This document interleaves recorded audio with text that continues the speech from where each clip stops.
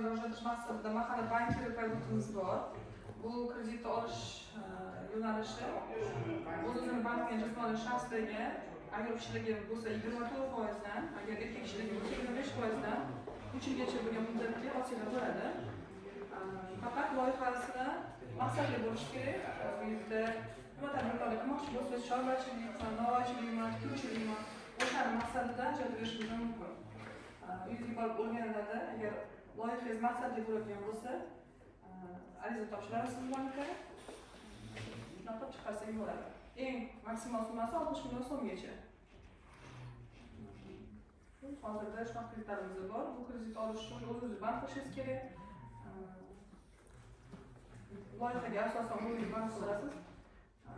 Shu kafil yoki sug'urta bilan olsangiz bo'ladi.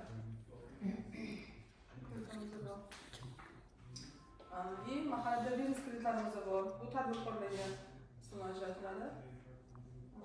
O'sha loyihasiga asosan 60 million so'mgacha bo'lsa bo'ladi.